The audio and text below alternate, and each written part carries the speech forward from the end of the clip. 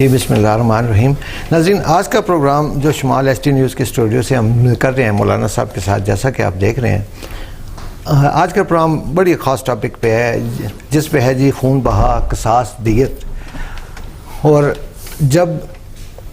جب عدالتیں ہماری اس چیز پہ آ جاتی ہیں، حالانکہ یہ ہے کہ ایک انسان کا قتل پوری انسانیت کا قتل ہے، تو جب عدالتیں ہماری اس میں کیا کام کرتی ہیں، کس طرح سے کام کرتی ہیں، شرعی لحاظ اس میں کیا ہوتا ہے کہ یہ ہمارا معاشرہ جو ہے کہاں پہ جا رہا ہے، طاقتور جو ہے وہ نکل جاتا ہے، غریب بیچارہ وہاں پہ پھنس جاتا ہے، غیرت کے نام پہ قتل ہو رہے ہیں۔ جس طرح سے ایک فلاسفر نے کہا تھا کہ قانون ہمارا جو ہے وہ ایک مکڑی کی جال کی طرح ہے، چھوٹے موٹے کیڑے مکوڑے جو ہے وہ ادھر پھنس جاتے ہیں، اور بڑا جو پرندہ جانور جو بھی ہے وہ اس کو توڑ کے آگے نکل جاتا ہے۔ تو اس سلسلے میں تیمور صاحب آپ کا شکریہ، آپ نے ہمیں بڑے اس اہم ٹاپک پہ آپ نے لیا۔ اچھا، آپ مجھے بتائیں کہ یہ شرعی نظام جو ہے، قاضی سسٹم تھا ہمارا، ابھی یہاں پہ عدالتیں ہیں، یہ شرعی نظام تو ہے نہیں ہے، تو یہ قصاص، دیت اور یہ سارا کیا معاملہ ہے، کس طرح سے ہم اس کو ٹھیک کریں؟ بسم اللہ الرحمن الرحیم۔ من قتل نفسا بغیر نفس او فساد فی الارض فکأنما قتل الناس جمیعا۔ سردار صاحب، آپ کا شکریہ، یہ بہت اہم مسئلہ ہے جی اس وقت کا، اور اس وقت خاص کر کے ہمارے ملک کے اندر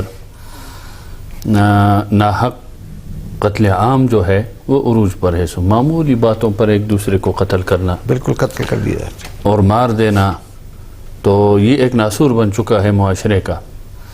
اس کی تو بنیادی وجہ میں یہ کہوں گا کہ دین سے دوری ہے۔ جب معاشرہ دین کے، قرآن کے، تعلیمات رسول کے قریب ہوتا ہے تو اس قسم کے جرائم اس معاشرے میں جنم لیتے ہیں، نہیں ہوتے، اور جہاں دور ہوتے ہیں وہاں جنم لیتے ہیں۔ کیونکہ صحابہ کرام اور جو خلافت راشدہ کا دور تھا، اس میں یہ چیزیں ہم جب دیکھتے ہیں تو بالکل امن و امان کا ماحول تھا، لیکن کم ماحول تھا۔ لیکن جیسے جیسے ہم دور ہوتے چلے گئے اپنے دین سے، اپنے اسلام سے، تو پھر جرائم نے جنم لینا شروع کیا معاشرے کے اندر، اور مختلف قسم کے آپ دیکھیں کہ ہر لحاظ سے جب ہم دیکھیں چوریاں، ڈکیتیاں، رشوت، سود، ناحق قتل اور غیرت کے نام پر مختلف نام دے کر اس طرح ایک دوسرے کو مارنا، یہ چیزیں پروان چڑھتی گئی۔ تو اس لیے میں نے کہا کہ بنیادی وجہ ہمارے دین سے، قرآن سے دوری ہے۔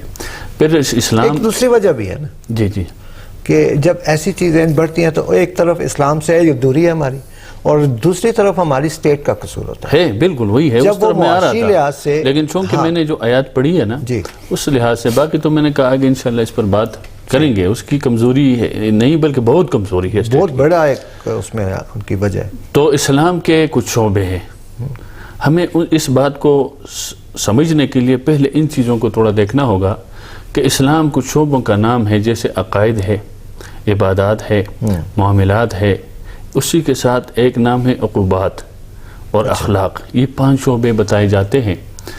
تو اگر عام طور پر ہم دیکھیں اس وقت مسلمان نے صرف ایک شعبے کو پکڑا ہے، عبادات کا۔ عبادات کے نام کو انہوں نے اسلام کا نام دے دیا ہے کہ بس نماز پڑھو، زکوٰۃ دو، حج کرو، روزہ رکھو، نفل پڑھو، تلاوت کرو، یہ اسلام ہے۔ نہ معاملات کا پتہ، نہ پھر اخلاق کا پتہ، نہ عقوبات کے بارے میں علم، نہ عقائد کے، کچھ نہیں پھر۔ اچھا، اس میں ڈاکٹر صاحب بڑا زبردست بات کہتے ہوتے ہیں نا، جی یہ جیسے ابھی آپ نے بات کی کہ مذہب تو لوگ اڈاپٹ کر لیتے ہیں لیکن دین اڈاپٹ نہیں کرتے نا، یہ میں کہہ رہا ہوں نا، بس آپ کوئی نام دے اس کو کہ اسلام ان ساری چیزوں کا نام ہے، اور ایک مسلمان کو ان ساری چیزوں کی پاسداری کرنی چاہیے۔ پھر اس میں جو میں نے آپ کو کہا عقوبات، دیکھو جو بھی ریاست ہوتی ہے، ملک ہوتا ہے، ان کے اپنے ملک کے لیے، قوم کے لیے کچھ قوانین وہ بناتے ہیں، اور ان میں کچھ جرائم ایسے ہوتے ہیں، ان کے لیے کچھ سزائیں بھی وہ بنا دیتے ہیں، تاکہ جرائم کا سد باب ہو جب سزائیں ملے۔ یہ ہر ملک کا اور ہر ریاست، ہر بادشاہ کا جو بھی ہو، ان کا وہ قوانین بناتے اس کے لیے تاکہ پرامن رہے اس کے ماحول۔ ایسے ہی شریعت نے کچھ قوانین دیے ہیں، وہ 2 حصوں میں ہیں، ایک کو کہتے ہیں ہم حدود، اور ایک کو تعزیرات کہتے ہیں۔ حدود جو ہے وہ جرائم ہیں کہ جن کا ذکر اللہ نے خود کیا ہے اور ان کی سزائیں اللہ نے بتائی ہیں، جیسے چور ہے، زانی ہے، قتل ناحق ہے، کسی کو کوئی قتل کر دے، اس قسم کی جو جرائم ہے اس کی سزائیں اللہ نے بتائی ہے کہ ان کو حدود کہتے کہ حد جاری ہوگا. کسی پر کسی نے بہتان لگایا تو جیسے کوڑے لگانا ہے، ٹھیک ہے. جیسے قتل کے بارے میں قرآن کہتے ہیں یا ایھا الذین آمنوا کتب علیکم القصاص، کہ قصاص ہے کہ اس کے بدلے میں اس کی جان لی جائے. تو یہ تو قرآن نے بتائے ہیں. قاضی کا کام ہوتا ہے، ریاست کا کام ہوتا ہے کہ اس کو نافذ کرے، اس میں رد و بدل وہ نہیں کر سکتے. جہاں تعزیرات کی بات ہے تو وہاں پر پھر قاضی کی ثوابِ دید پر چھوڑا ہے اسلام نے کہ وہ نوعیت کو دیکھیں گے اس جرم کی، اس حساب سے وہ جو سزا اس کے لیے تجویز کریں. تو یہ دو چیزیں ہیں. لیکن اس وقت جب ہم دیکھتے ہیں خاص کر کے اپنے ملک کے اندر تو اس چیز کا فقدان ہے. نہ حدود کے نفاذ ہمیں نظر آ رہا ہے، نہ تعزیرات کا نفاذ ہمیں نظر آ رہا ہے. آپ عدالتوں کے اندر دیکھتے ہیں کیا کچھ ہمارے ہاں نہیں ہو رہا. ایک آدمی ہے وہ حق پر ہے اور سب جانتے ہیں ہم، لیکن اس کے حق میں فیصلہ نہیں آتا. اچھا، اس میں مخالف چلا جاتا ہے. آپ کی یہ بات، وہ بات یہ ہے کہ ہم اس چیز کو ہم نے نافذ نہیں کیا. اور میں نے کہا پہلے آپ کو کہ ریاست کا اور قاضی عدالت کا کام ہے کہ وہ ان حدود کو، ان سزاؤں کو نافذ کریں. بتائے قانون پہلے سے شریعت نے بتایا ہے، قرآن نے، اب ان کا کام صرف نافذ کرنا ہے. اور اس کی مثال میں نے کہ کسی چور نے چوری کی اس پر حد جاری کریں گے. وہ اچھا، کسی شرابی نے شراب پی اس پر حد جاری جیسے کریں گے. ہمارا وہی بات ہو رہی تھی پہلے بھی کہ آپ دیکھیں نا کہ ایک یہ جج بیٹھا ہوا ہے جی یہاں پہ جو ہمارا نظام اس وقت چل رہا ہے، ہونا تو نہیں چاہیے یہ ہمارا قاضی سسٹم شرعی نظام ہونا چاہیے. بالکل اسلام، کیونکہ ہم مسلمان ہیں، ہمارے وہی نظام چلے گا تو ہم کامیاب ہوں گے. ویسے تو نہیں ملک ہو بنا سکتے، بھی اسی لیے تھا. اسی لیے تھا. لیکن آگے جا کے کچھ اور ہی بن گیا. بہرحال جج جب بیٹھا ہوتا ہے، جج کے سامنے تو پورا پروف آئے گا تو وہ سزا دے گا. ٹھیک ہے. تو اگر پورا پروف نہیں آتا تو ظاہر ہے وہ سزا نہیں دے سکتا، جبکہ اس کو پتہ ہے کہ یہ قاتل ہے. بعض دفعہ ایسا بھی ہوتا ہے کہ جج کو اندازہ ہو جاتا ہے کہ بھئی یہ قاتل ہے، لیکن اس کے پاس پورے پروف نہیں ہوتے. اب پروف کس نے دینا ہے؟ پولیس نے دینا ہے. انویسٹیگیشن جو ہمارا ادارہ ہے پولیس کا، اس نے دینا ہے. اور پھر آگے وکیل کو بھی پتہ ہوتا ہے کہ میرا جو یہ کلائنٹ ہے یہ گلٹی ہے، اس نے قتل کیا ہوا ہے، لیکن وہ اس کو بچانے کی حتی الامکان کوشش کرتا ہے. کیا یہ شرعی نظام کے بالکل ہی مترادف نہیں ہے؟ برعکس ہے نا. میں یہ کہہ رہا ہوں کہ یہ نظام کی کمزوری ہے. ہمارا جو سسٹم ہے نا اس کی کمزوری ہے کہ بھئی وہ شہادتیں، وہ گواہیاں، وہ چیزیں کیوں نہیں آئی. اس کی وجہ ہے، وجہ یہ ہے کہ شریعت کہتا ہے کہ گواہ کو پروٹیکٹ کرنا عدالت کا کام ہے، ریاست کا کام ہے، تاکہ وہ گواہی دے سچی. وَلَا تَكْتُمُوا الشَّهَادَةَ، شریعت یہ بھی کہتے ہیں گواہی نہ چھپاؤ. لیکن یہاں چھپاتے کیوں ہیں؟ لوگ ڈرتے ہیں. اس کو پتہ ہے میں گواہی دوں گا کل میری جان جائے گی، کیونکہ وہ سسٹم ایسا بنا ہوا ہے. تو ہم نے سسٹم کے خلاف ہم کیوں نہیں اٹھتے، کیوں نہیں اٹھنا بولتے؟ چاہیے، بالکل اٹھنا چاہیے. شریعت کے پہلی بات تو یہ ہے، چاہیے والا بات میری کتاب میں نہیں ہے. پہلی بات تو یہ ہے کہ ملک اسلام کے نام پر بنا ہے. ورنہ پہلے بر صغیر جب تھا تو یہ قوانین تو ادھر بھی تھے نا، رہنا سہنا، عبادت، نماز، مسجد تو ادھر بھی پڑھتے تھے. اب بھی ہیں وہاں، نہیں دین نافذ نہیں تھا، مذہب تو تھا. لیکن یہ اس لیے الگ کیا کہ ہمارے کل ایک نظریہ ہے، ہم اس کی پاسداری کریں، ہم اس کو نافذ کریں، ہم اس کے مطابق اپنا ملک بنائیں، ملک چلائیں، قوانین بنائیں. کیوں نہیں بنے بھائی؟ یہ قصور ہم سب کا ہے. اس میں ہم سب شریک ہیں. ابھی دیکھیں امریکہ میں دیکھیں، کینیڈا میں دیکھیں، غیر مسلم ممالک میں دیکھیں، مسجدیں تو ہیں، وہاں پہ اذان بھی ہو رہی ہے، لوگ جاتے ہیں.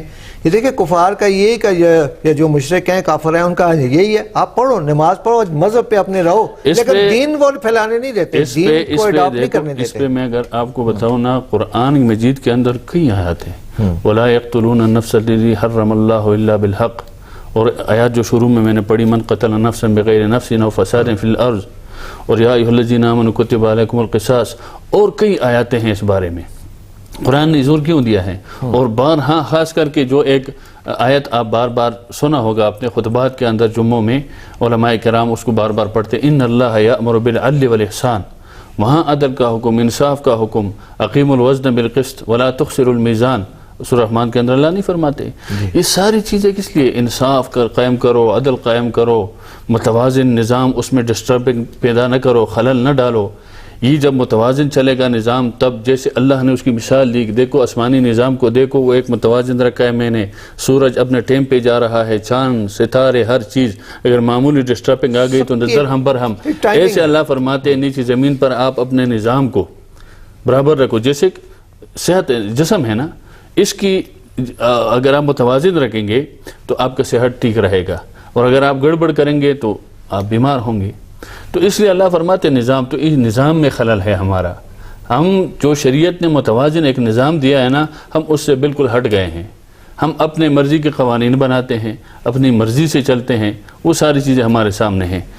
یہاں بات جو اصل چل رہی ہے، پروگرام جو ہے وہ یہ ہے کہ اس وقت قرآن نے تو کہا ہے کہ جو قتل کرے کسی کو تو اس کے بارے میں قصاص کا لفظ آیا ہے کہ اس کا معنی برابری، کہ اس کے پہلے قتل کے بدلے جواب میں قتل ہے نا، اس کے بعد دیت تو بعد میں آتا ہے نا، پھر وہی کہہ رہا ہوں نا، قرآن نے اس صورت میں، کیونکہ قتل کی 3 صورتیں ہیں نا، ایک قتل وہ ہے کہ جو آپ قتل عمد کہتے ہیں اس کو، کہ جان بوجھ کر آپ ایسے آلے سے اس کو قتل کر رہے ہیں کہ واقعی وہ آلہ جو ہے قتل کرنے، جیسے پورے ارادے سے آپ قتل کر رہے ہیں، چوری ہے، گولی ہے، پسٹول ہے، ایسی چیزیں ہیں کہ اس سے وہ ہے ہی قتل کے لیے، اس سے تو اس صورت میں تو قرآن نے صاف اعلان کیا کہ کتب علیکم القصاص، تو پر اللہ نے قصاص فرض کیا ہے، ٹھیک ہے، کہ اس کو قتل کر دو۔ لیکن اسی آیت میں آگے جا کر اللہ فرماتے ہیں فَمَنْ عُفِيَ لَهُ مِنْ أَخِيهِ شَيْءٌ فَاتِّبَاعٌ بِالْمَعْرُوفِ، کہ اگر اس کو معاف کر دے، لہو من اخیہ، اس کا بھائی، قاتل کو، مقتول کے کوئی کہتے جی ہم معاف کرتے ہیں۔ اچھا یہ کون سے رشتہ دار ہیں معاف کرنے والے؟ یہ تخفیف، ظاہر کہ تخفیف سگے رشتہ دار نا، اس کا بھائی، اس کے مقتول کے جو ورثہ ہوتے ہیں نا، ماما چاچا تو نہیں کرتا، لازمی بات ہے نا، اس کے ورثہ جو ہوتے ہیں نا، مطلب باپ قتل ہوا ہے، اس کے بیٹے، عوام کے اس کے لیے نا سگے، ہاں بالکل صحیح کہہ رہے ہیں۔ اللہ فرماتے ہیں کہ ذالک تخفیف من ربکم، یہ تخفیف تمہارے رب نے تمہارے لیے رکھی ہے، آپ سے پہلی شریعتوں میں یہ تخفیف نہیں تھی، مطلب بس کسی نے کسی کو قتل کیا، جواب میں قاتل کو قتل ہی کرنا ہے۔ لیکن یہاں اللہ فرماتے تخفیف اس لیے کہ جان بچانے کے لیے، اللہ کو زیادہ عزیز ہے، جیسے فرمایا کہ ایک انسان کی قتل پوری انسانیت کی قتل ہے نا، تو اگر انہوں نے غلطی کی ہے اور پوچھتا رہا ہے تو اللہ فرماتے ہیں کہ یہ ایک آپشن ہے ورثہ کے پاس کہ وہ ان کو معاف کرے۔ معاف کرنے کی صورت پھر یہ ہے کہ وہ کہتے ہیں جی ٹھیک ہے ہم قتل نہیں کرتے ہیں تو ہم دیت لیتے ہیں، خون بہا جسے کہتے ہیں، ہم وہ لیتے ہیں، تو پھر وہ معطل ہو جائے گا قصاص والا معاملہ جو ہے، پھر دیت پر مسئلہ آ جائے گا، تو پھر ورثہ کو جو شریعت نے دیت بتایا ہے ورثہ وہ لے لیں گے تو ختم ہو جائے گا۔ اور وہیں پر اللہ فمن اعتدى بعد ذلك، اس میں اگر کوئی پھر حد سے تجاوز کرے اور زیادتی کرے فلہ عذاب علیم، اس کے لیے دردناک عذاب ہے۔ زیادتی مطلب یہ ہے کہ اگر اس نے خون بہا بھی لیا، دیت بھی لیا، اور اس کے بعد جا کر اس کو قتل، پھر قاتل کو قتل بھی کیا، تو شریعت نے پھر اس کا یہ بتایا کہ اس کو پھر پھر اس صورت میں اس کو قتل کر دیا جائے۔ آپ کی پہلی والی بات سے بات ایک نکلتی ہے نا کہ اب ایک بندے نے قتل کیا، ٹھیک ہے، دوسرا جس کا جو قاتل ہے وہ پاورفل ہے، اب غریب آدمی کا جو قتل ہوا، کتنے واقعات ہیں ہمارے یہاں، اس ایبٹ آباد میں ہے، اسلام آباد میں ہوا ہے، کراچی میں ہوا ہے، بہت سارے ابھی تک یعنی ریسنٹلی ہو گئے ہیں، وہاں پہ جو مقتول ہے وہ بہت کمزور ہے، اور اس پہ قاتل نے جو طاقتور ہے اس نے پریشر ڈال دیا، اس پہ پریشر ڈال کے اس کو رضی نامے پہ راضی کیا اور اس کو قصاص دینے کے لیے جس کو راضی۔ تو اس صورت میں کس طرح سے ہم دیکھیں گے شرعی لحاظ سے، پھر ہم کیسے دیکھیں گے؟ شریعت دیکھو بڑی واضح ہے نا، میں نے کہا کہ شریعت نے 3 قسمیں بتائی، قتل عمد، ایک شبہ عمد جسے کہتے ہیں، وہ تو ہو گیا نا، وہ میں اس لیے بتا رہا ہوں، نہیں ہوا نہیں اس لیے کہ اس میں آئے گا نا۔ شبہ عمد اسے کہتے ہیں کہ بظاہر ایسی چیز سے اس کو مارے جسے تپڑ مارا، مکہ مارا، وہ بظاہر وہ مارنے کے لیے نہیں ہے لیکن اسے بندہ مر گیا۔ میں آپ کو مثال دیتا ہوں، اقرا قتل کیس ہے ہمارا، وردہ قتل کیس ہے ہمارا، میں آ رہا ہوں، اس طرف آ رہا ہوں، بچی ہے ہماری ایک اور اس طرف آ رہا ہوں، پہلے جان بوجھ کر قتل، یہ ذرا اس لیے سمجھا رہا ہوں نا کہ مسئلہ سمجھ آ جائے ناظرین کو نا، اس طرف آ رہا ہوں میں۔ تو وہ اس طرح مکے تپڑ وغیرہ سے مارا، یہ عام طور پر اس سے آدمی جان سے نہیں جاتا لیکن وہ مر گیا، تو اس کو شبہ عمد کہتے ہیں۔ اس صورت میں قصاص نہیں ہے، اس صورت میں وہ دیت ہے، خون بہا جسے کہتے ہیں۔ تیسرا ہے قتل خطا۔ قتل خطا مطلب یہ ہے کہ آپ شکار کر رہے تھے، آپ نے نشانہ شکار کو کیا اور وہ جا کر کسی کو، انسان کو لگ گیا، ٹھیک ہے، اور اس سے اس کی جان چلی گئی، تو اس کو قتل خطا سے خطا ہو گئی ہے، آپ جان کے تو نہیں کر رہے تھے، تو اس صورت میں بھی دیت ہے، ٹھیک ہے، اس میں قصاص صرف ایک صورت میں ہے جو پہلے میں نے بتائی. اچھا ایک چیز اور بھی واضح کر دینا، قصاص، دیت، خون با، ان میں کیا فرق ہے؟ قصاص تو یہ ہے نا کہ جو آپ نے دو چیزیں ابھی الفاظ استعمال میں بتاتا ہوں.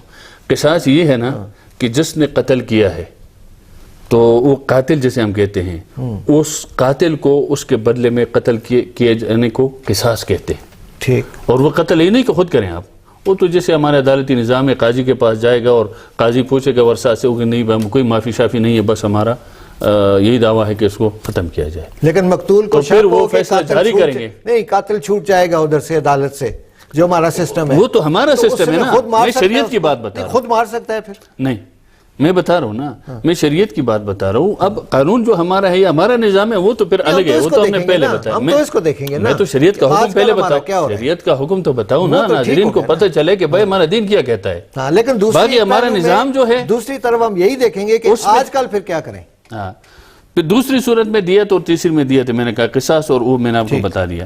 آپ کہتے ہیں کہ جی ایک طرف کمزور ہے، ایک طرف طاقتور آدمی ہے، قاتل طاقتور ہے، قاتل طاقتور ہے اور اس نے کسی کو مار دیا. اب وہ مارنے کو دیکھیں گے نا کہ تین صورتوں میں کون سی صورت ہے.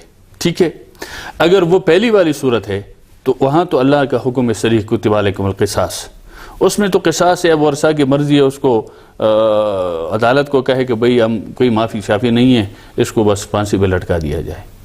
تو کیونکہ یہ حق ورثہ کو دیا ہوا ہے. میں نے پہلے شروع میں کہا تھا کہ قاضی کا کام، عدالت کا کام اس فیصلے کو نافذ کرنا ہے. فیصلہ ہو گیا ہے شریعت کا، کہ وہ فیصلہ پھر کرے گا نہیں، فیصلہ پہلے سے ہے، بس وہ نافذ کرے گا. اگر ورثہ کہتے ہیں جی ہم نے معاف کیا تو پھر دوسری صورت آ جائے گی.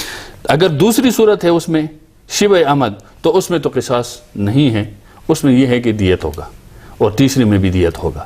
اب اگر وہاں پر اگر معاف کر دیتے ہیں پھر تو ختم ہو گیا. وہ تو ختم ہو گیا نا. معافی میں پھر یہ بھی ہے نا، معاف اس طرح نہیں ہے نا، دیت ہے نا. معاف دو قسم کے ہے. اگر وہاں اس پر قصاص ہے اور ورثہ کہتے ہیں کہ ہم قصاص کو معاف کرتے ہیں لیکن دیت معاف نہیں کرتے، ٹھیک ہے، یہ تو قصاص معاف ہو جائے گی، دیت دینا پڑے گا اس کو. ٹھیک ہے، ٹھیک ہے. اور اس صورت میں قاتل کو دینا پڑے گا. اور دوسری صورتوں میں قاتل یا قاتل کے باقی رشتہ دار وغیرہ تعاون کر کے وہ ان کے ساتھ وہ 3 سال ٹائم ہے شریعت میں کہ اس کے اندر یہ مقتول کے ورثہ کو یہ چیزیں پوری ادا کی جائے گی. اب دوسری صورت یہاں یہ آتی ہے جو ہمارا نظام ہے ابھی جو چل رہا ہے، کہ جو قاتل ہے وہ طاقتور ہے اور وہ دوسرا مظلوم جو ہے، مقتول جو ہے، ان کے ورثہ کمزور ہے. اب وہ اس کو پریشرائز کرتے ہیں بزور بازو، بزور پیسہ، بزور کسی سیاسی یا جو بھی صورتیں ہیں پریشر کرنے کی، اس طریقے سے اس کو پریشرائز کرے کہ نہیں جی اس کو وہ نہ چاہتے ہوئے بھی دیت کی طرف آئے. یہ میں کہہ رہا ہوں نا کہ وہ بیچارہ نہیں چاہتا لیکن اس کو خوف ہے، ڈرا رہے کہ یار اگر آپ نہیں تو دوسری جان جائے گی، دوسرے کو بھی ضمیر قبض کر لیں گے، آپ کو علاقے سے نکال دیں گے. مختلف صورتیں ہو سکتی ہے. تو اس صورت میں اگر اس طرح کرتے اور وہ راضی ہو جاتا ہے تو یہ شریعت کی نگاہ میں سراسر ظلم ہے. پہلے ظلم ہو گیا، یہ دوسرا ظلم کیا، یہ قطعاً جائز نہیں ہے. اور اگر وہ اپنی مرضی سے با اختیار ہو کر جرگے میں، عدالت میں، کہیں پر کہتے نہیں جی میں قصاص کو معطل کر کے معاف کرتا ہوں اور مجھے میرے دیت دی جائے. اب دیت کتنی ہے یہ بھی تو ہے نا شریعت میں، اسی طرف آتے ہیں نا، اسی طرف آتے ہیں. تو اس صورت میں یہ زیادتی ظلم ہے. وہاں اللہ نے فرمایا فمن اعتدی، بس جو زیادتی کرے اس کے لیے دردناک عذاب. دردناک عذاب دنیا میں اور آخرت میں دونوں اللہ کے ہاں مجرم ہے. اب مجھے یہ بتائیں جو آج کل کا سسٹم ہے، ہمارے ریسنٹلی ایبٹ آباد میں جو کیسز ہوئے ہیں، اگر اس میں عدالت میں آ کے اس کو شک ہو مقتول کو کہ یہ عدالت جو ہمارا سسٹم ٹھیک نہیں ہے، یہ قاتل بچ جائے گا وہاں سے، تو وہ خود اس کو نہیں مار سکتا پھر؟ نہیں، کیونکہ شرعی نظام تو ہے ہی نہیں ہے نا. شرعی نظام نہیں ہے نا. پھر لیکن اس سے دیکھو یہ ایک لفظ ہے اور فساد فی الارض، فساد فی الارض بھی نہیں ہونا چاہیے نا. اس سے نقصان یہ ہے کہ انتشار ہوگا. اب اسی طرح اگر ہر کوئی اٹھنا شروع کرے کہ میں مارنا، تو کل آج آپ نے مارا، کل کوئی اور مارے، پرسوں کوئی اور، اس سے تو فساد پھیلے گا. ہم انتشار کو دیکھیں گے یا اپنے مذہب کو دیکھیں، شریعت کو دیکھیں؟ شریعت کو بھی دیکھیں گے کہ وہی شریعت کہتا ہے نا کہ فساد سے. آگے تو شریعت والا ہمارا سسٹم ہی نہیں ہے. وہ اگر آپ کا سسٹم نہیں ہے نا تو اس کے ذمہ دار آپ نہیں ہیں. نہیں، ہم نہیں ہے نا، اس کے ذمہ دار پھر آپ کا ریاست ہے. لیکن ہمیں انصاف نہیں مل رہا نا. انصاف نہیں مل رہا نا. نہیں ملے گا. قاتل تو وہ دندناتا پھر رہا ہوگا. اگر اچھا پھر مجھے یہ جواب دے، اگر آپ اس کا مطلب یہ کہ آپ اس کو نہیں مانتے ہیں نا، اس انصاف کو یا اس ادارے کو یا اس قانون کو، ہمیں پتہ ہے نا وہ چھوٹ نہیں مانتے، چھوٹ گیا ہے، چھوٹ گیا نا مطلب نہیں مانتے نا میں خود کرتا ہوں، مطلب یہ ہوا نا اس کا. تو پھر آپ نے شناختی کارڈ کیوں رکھا ہوا ہے جیب میں؟ اس کا مطلب یہ آپ نے مانا ہے نا.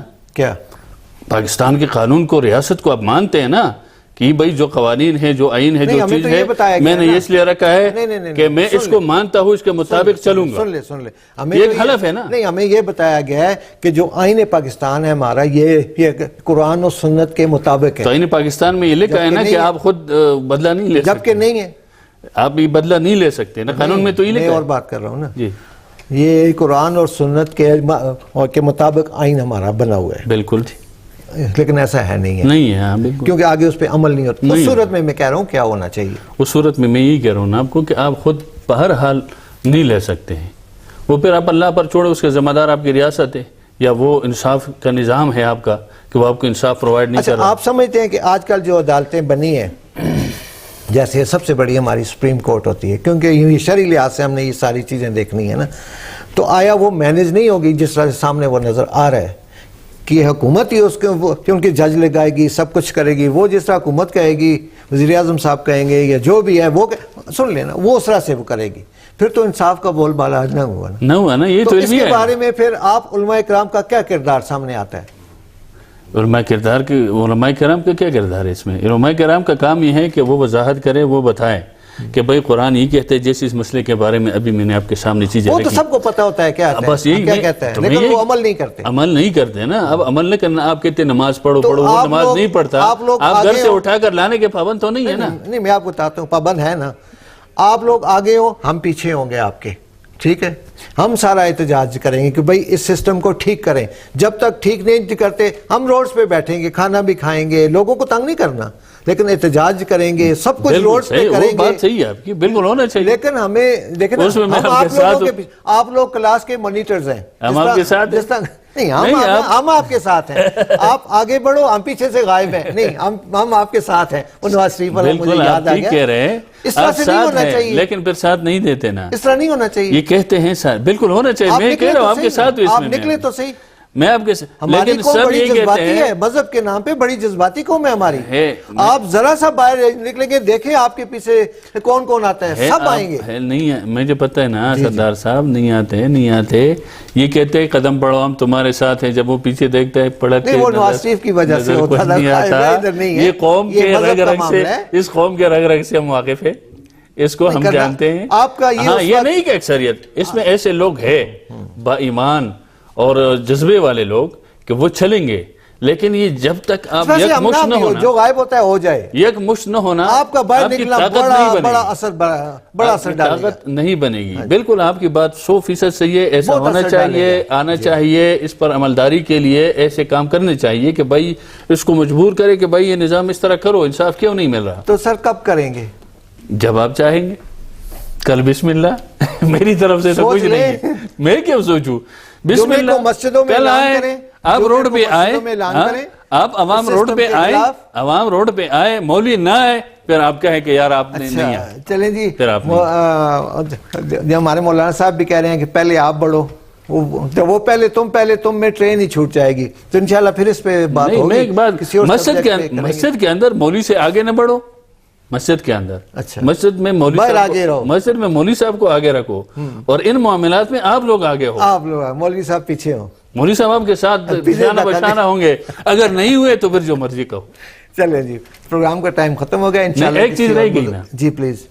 وہ دیت کا میں نے نہیں بتایا. ہاں، دیت وہ یعنی پیسے کتنے ہوں گے نا. ہاں وہی میں کہہ رہا ہوں. اس میں بھی یہ نظام کیا بڑا خلل اور مسئلہ ہے نا.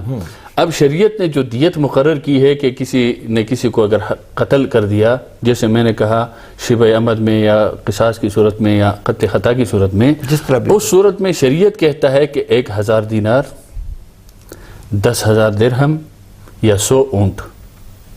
یہ شریعت کا حکم ہے کہ وہ قاتل مقتول کے ورثہ کو دیں گے. یہ ہر زمانے کے لیے حکم ہے یا اس وقت تھا؟ ہر زمانے کے لیے، قیامت تک کے لیے. قرآن کا حکم قیامت تک کے لیے. سونا کتنا بنتا ہے؟ 375 تولے اس طرح میرے خیال میں. 375 تولے اس طرح کچھ بنتا ہے. اور آج کل اگر آپ اس کے حساب پہ لگائے، اس کے حساب سے پیسوں کے حساب لگائے. پھر چاندی ہے وہ پتہ 28,000 روپیز بنتے ہیں، بلینز روپیز بنتے ہیں. پھر تو وہی میں کہہ رہا ہوں نا، یہ تو لاکھوں کروڑوں روپے بنتے ہیں. تو یہ کیا ہے ہمارے معاشرے میں. اچھا، یہ ایک اور اچھی بات آ گئی ہے. پتہ ہے کیا میرا آئیڈیا آ گیا کہ آپ لوگ مسجدوں میں یہ بیان کریں کہ بھئی آج اگر قتل کرو گے تو 375 تولے دے سکو گے؟